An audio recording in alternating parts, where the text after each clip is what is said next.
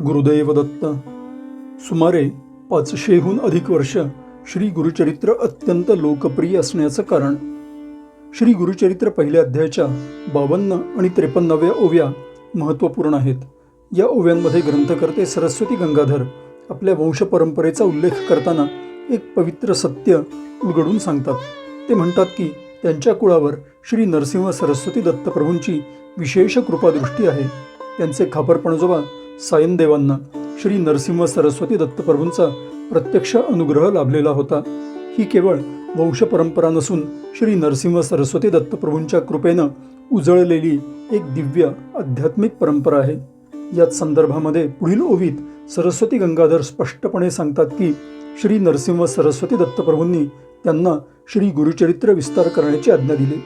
ही आज्ञा म्हणजे केवळ लेखनाची प्रेरणा नव्हे, तर तो दैवी आदेश होता.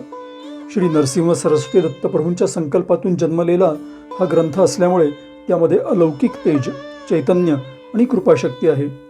श्री गुरुचरित्राला 500हून अधिक वर्ष उलटून देखील त्याची लोकप्रियता आणि प्रभाव कमी न होता वाढतच जातोय. त्याचं मूळ कारण म्हणजे हा ग्रंथ श्री नरसिंह सरस्वती दत्तप्रभूंच्या आज्ञेनं प्रकट झालेला आहे. ज्या ग्रंथाच्या निर्मितीमागे स्वतः श्री दत्तप्रभूंचा संकल्प आहे, तो ग्रंथ केवळ साहित्यकृती न राहता भक्तांसाठी आध्यात्मिक साधनेचं माध्यम होऊन गेलेलं आहे.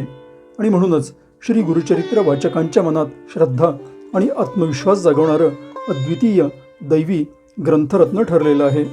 गुरुदेव दत्त.